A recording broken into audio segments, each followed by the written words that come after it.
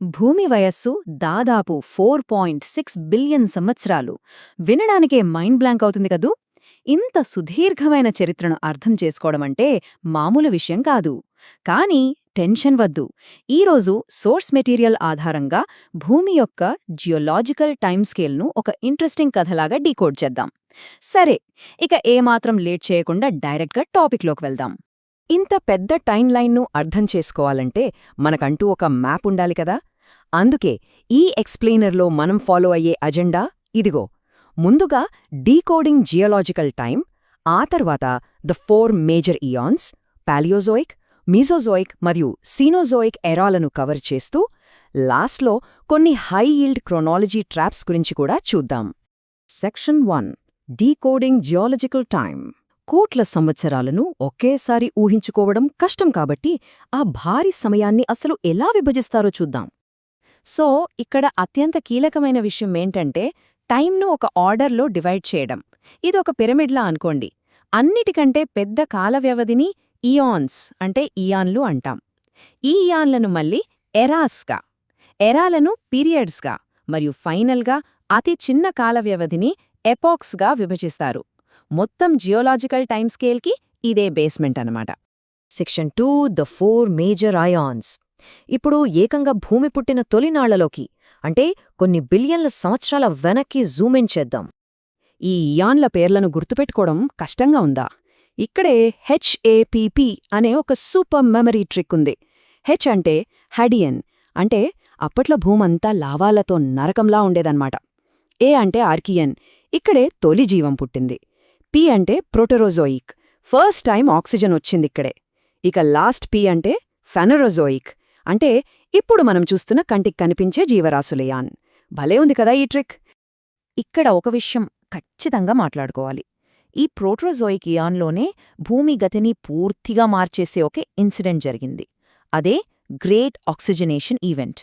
Cyanobacteria అనే చిన్న ఏకకణ జీవులు కిరణజన్య సంయోగ క్రియ ద్వారా ఆక్సిజన్ని రిలీజ్ చేయడం స్టార్ట్ చేశాయి. అక్షరాలా ఇది భూమి వాతావరణాన్నే మార్చేసింది. ఈ చిన్న బ్యాక్టీరియా లేకపోతే ఈరోజు మనం పీల్చుకోవడానికి ఆక్సిజన్, ఈ ఆధునిక ప్రపంచం ఉండేవే కాదు. Section 3, Palaeozoic explosion of life. సరే, భూమిపైకి ఆక్సిజన్ వచ్చేసింది. ఆ తర్వాత ఫెనరెజోయిక్ ఇయాన్లోని మొదటి ఎరా స్టార్ట్ అయింది. ఈ పాలియోజోయిక్ ఎరా టైమ్ లైన్ని గమనిస్తే ఇది క్యాంబ్రియన్ నుండి పర్మియన్ పీరియడ్ వరకు ఎలా సాగిందో మనకర్థమవుతుంది. ముఖ్యంగా ఈ క్యాంబ్రియన్ పీరియడ్లో సముద్రంలో జీవరాశులు సడన్గా, అంటే ఎవరూ ఊహించని రేంజ్లో వృద్ధి చెందాయి. ఒక రకంగా చెప్పాలంటే జీవక్రాంతి మొదలైందే ఇక్కడే. అందుకే దీన్ని సైంటిస్టులు క్యాంబ్రియన్ ఎక్స్ప్లోజన్ అంటారు. ఇక ఈ ఎరాలో వచ్చిన కొన్ని భారీ మార్పులు చూస్తే మీకే ఆశ్చర్యం వేస్తుంది. సిలూరియన్ పీరియడ్లో ఫస్ట్ టైం భూమిపైకి మొక్కలొచ్చాయి. ఇక డివోనియన్ పీరియడ్నైతే ఏకంగా చేపల యుగం అనే అంటారు. ఆ తర్వాత వచ్చిన కార్బోనిఫెరస్ పీరియడ్లో దట్టంగైన అడవులు పెరిగి భూమిలో కూరుకుపోయాయి. ఈరోజు మనం వాడుతున్న ప్రధాన బొగ్గు నిక్షేపాలన్నీ అప్పుడు ఏర్పడినవే. కనెక్ట్ అవుతోందా? మన కరెంటుకు ఆనాటి అడవులకున్న లింక్ అదనమాట. అంతా బాగానే ఉంది అనుకునే లోపే పాలియోజోయిక్ ఎరా చివర్లో, అంటే పర్మియన్ పీరియడ్లో ఒక ఘోరం జరిగింది. విపరీతమైన అగ్నిపర్వతాల పేలుళ్ళు, వాతావరణ మార్పుల వల్ల ఏకంగా 90 నుండి 96% సముద్రజీవులంతరించిపోయాయి. అక్షరాల 96%.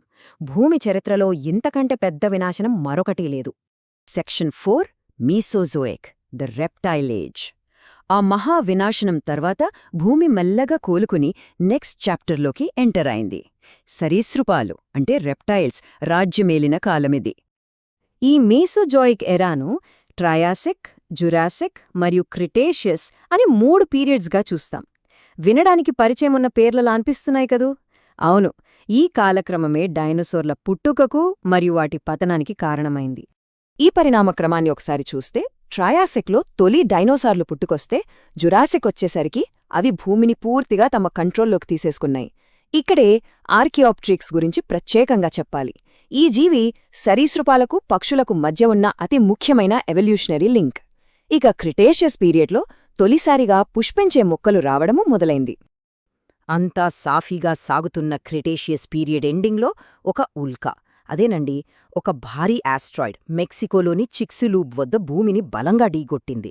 ఇది చాలదన్నట్టు మన డెక్కన్ ట్రాప్స్ దగ్గర అగ్నిపర్వతాలు బద్దలవ్వడం కూడా తోడైంది. ఇంకేముంది, భూమిని శాసించిన డైనోసార్లు పూర్తిగా తుడిచిపెట్టుకుపోయాయి. సెక్షన్ 5 సీనోజోయిక్ ద మ్యామల్ ఎరా. డైనోసారులు అంతరించిపోవడంతో భూమిపై ఒక రకమైన శూన్యమేర్పడింది. కానీ ఆ శూన్యమే ఒక కొత్త యుగానికి గేట్లు తెరిచింది. ఇక్కడే క్షీరదాలు అంటే మ్యామల్స్ తమ సామ్రాజ్యాన్ని విస్తరించాయి. ఈ సీనోజోయిక్ ఎరా టైం లైన్ పాలియోజీన్, నియోజీన్ మరియు క్వాటర్నరీ పీరియడ్స్ గుండా ప్రయాణిస్తుంది. ఈ ప్రయాణమే ఫైనల్గా మోడర్న్ ఈకోసిస్టమ్స్ ఏర్పడటానికి, మన తొలి మానవ జాతుల ఆవిర్భావానికి దారి చూపించింది. క్వాటర్నరీ పీరియడ్లోని ఈ 2 ఎపాచ్లను కంపేర్ చేసి చూస్తే మీకు క్లారిటీ వస్తుంది. ప్లీస్టోసీన్ అంటే తీవ్రమైన మంచుయుగం. ఇక్కడే హోమోజాతులు పరిణామం చెందాయి. ఆ తర్వాత వచ్చిన హోలోసీన్ అంటే మనమిప్పుడున్న ఎపాచ్. ఇక్కడ వాతావరణం కాస్త వెచ్చగా మారడంతో వ్యవసాయం స్టార్ట్ అయ్యి ఆధునిక నాగరికతలు డెవలప్ అయ్యాయి. Section 6 high yield chronology traps. భూమి చరిత్రలో చాలా దూరం వచ్చేశాం. కానీ ఒక్క నిమిషం ఆగి, చాలామంది తరచుగా కన్ఫ్యూజ్ అయ్యే లేదా తప్పుగా అర్థం చేసుకునే కొన్ని ట్రాప్స్ అంటే అపోహల గురించి మాట్లాడుకుందాం. సో ఇక్కడ ఇంట్రెస్టింగ్ పాయింట్ ఏంటంటే, సినిమాలు, పాప్ కల్చర్ వల్ల మనుషులు, డైనోసార్లు ఒకే కాలంలో బతికాయేమో అని చాలామంది అనుకుంటారు. కానీ వాస్తవానికి అది పచ్చి అబద్ధం. డైనోసార్ల అంతానికి, మనుషుల ఆవిర్భావానికి మధ్య కొన్ని కోట్ల సంవత్సరాల భారీ గ్యాప్ ఉంది. They never co existed. ఇంకో పెద్ద మిత్ ఏంటంటే, డైనోసార్లు పోయిన తర్వాతే మ్యామల్స్ పుట్టాయి అని. కానీ యాక్చువల్ ఫ్యాక్ట్ ఏంటో తెలుసా?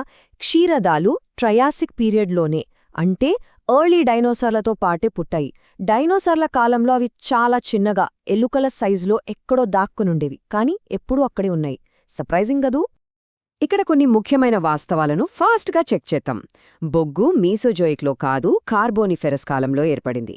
భూమిపైకి ఫస్ట్ మొక్కలు డెవోనియన్లో కాకుండా సిలూరియన్లో వచ్చాయి. అలాగే హోలోసీన్ అనేది ఒక ఎపాక్, పీరియడ్ కాదు. ఇకపోతే అతిపెద్ద వినాశనం అంటే అందరికీ క్రిటేషియస్ గుర్తొస్తుంది, కాని కాదు, అది పర్మియన్ పీరియడ్లో జరిగిన వినాశనమే. ఇవి బాగా గుర్తుపెట్టుకోండి. ఫైనల్గా ఈ 4.6 బిలియన్ సంవత్సరాల హిస్టరీని చూశాక ఒక బలమైన ప్రశ్న మిగిలిపోతుంది. అదే ఆంథ్రోపోసీన్. భూమి సిస్టమ్స్పై మనుషుల ప్రభావం అంతా ఇంతా కాదు కదా. మరి ఈ ఇంపాక్ట్ వల్ల మనం అఫీషియల్గా ఒక కొత్త, మానవ నియంత్రిత భౌగోళిక యుగంలోకి అడుగుపెట్టామా? ఇంత సుదీర్ఘమైన భూమి చరిత్రలో మనం సృష్టిస్తున్న మార్పులు ఎంత పెద్దవో ఒకసారి ఊహించండి, ఆలోచించండి. ఈ అద్భుతమైన ఎవల్యూషన్ గురించి మరింత తెలుసుకోవాలనే క్యూరియాసిటీని పెంచుకోండి.